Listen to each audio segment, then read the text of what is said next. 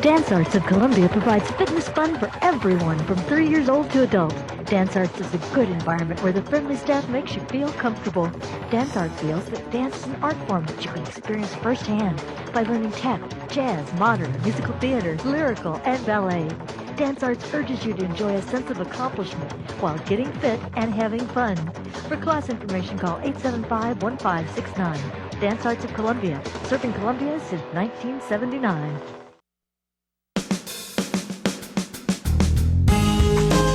Good morning and welcome to Radio Friends on this Monday, February the 2nd. It's good to have you with us today.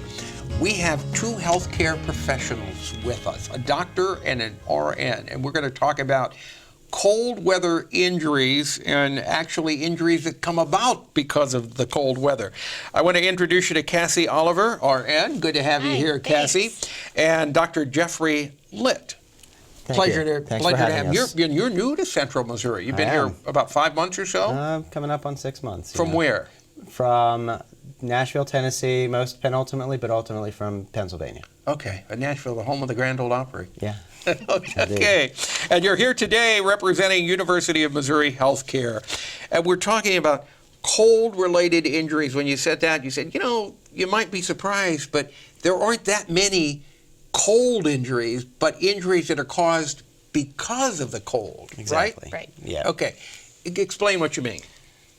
When people think of cold-related injuries, the first thing that would probably pop into most people's mind would be frostbite, and that, of course, can be very serious. It can be very concerning, but there are more house fires in the cold weather than there are any other time of the year because people start using their heaters more, they start using space heaters, they use candles, they use a lot of unsafe practices to try to keep themselves and their houses warm, and that creates fires. House fires are known to cause obviously a significant amount of property damage measured in the billions per year, but also the greatest loss of life is through house fires as opposed to other fire-related injuries. And those house fires, there are more of them this time of the year than ever because of the cold. Exactly. All right. Yes. Can we back up just a little bit? Now turn to KASSIE over here. Talk about the dangers of frostbite and how quickly your skin can freeze or be frostbitten in really cold weather. So depending on the person or if it's an infant or a child or someone that has a health condition, a diabetic, a person that suffers from neuropathy, that's going to happen. What? Neuropathy. So like loss of neuropathy? Sensation. It's chronic nerve damage.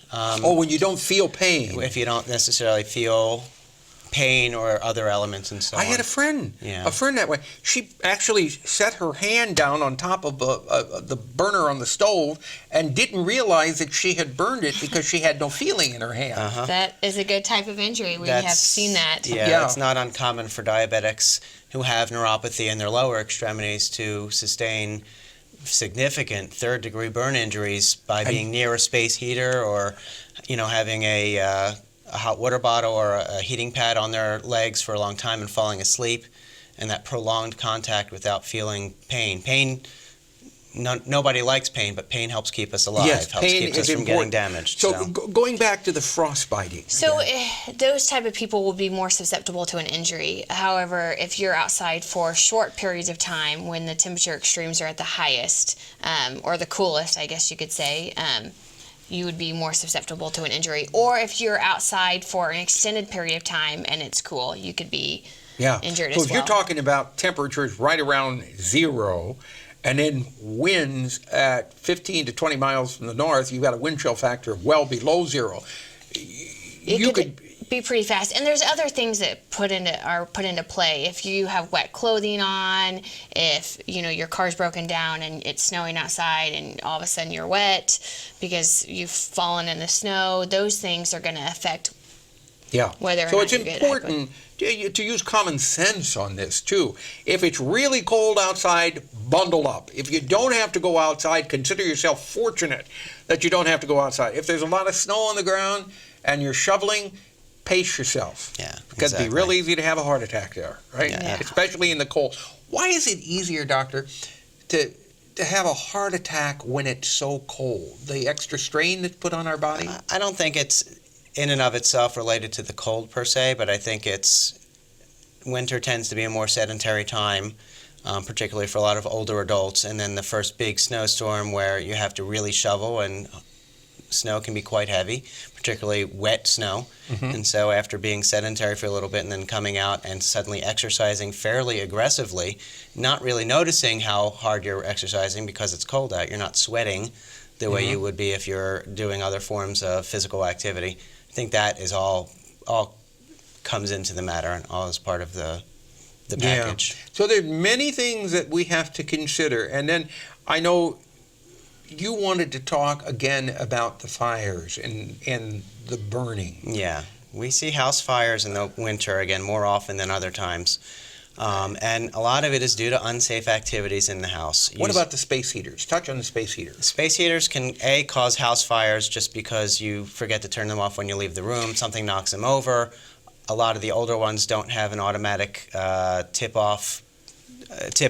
Right. You want to make sure that if you are using a space heater, that it has the automatic control on it, that if it tips over, it's going to shut itself off. Yeah, you want to make sure that you're not plugging a space heater into an extension cord you want to plug it in directly to the outlet so that you don't have any electrical issues as well. Right, because you fires. could overheat the extension cord. Exactly. Okay. Nothing flammable within 3 feet.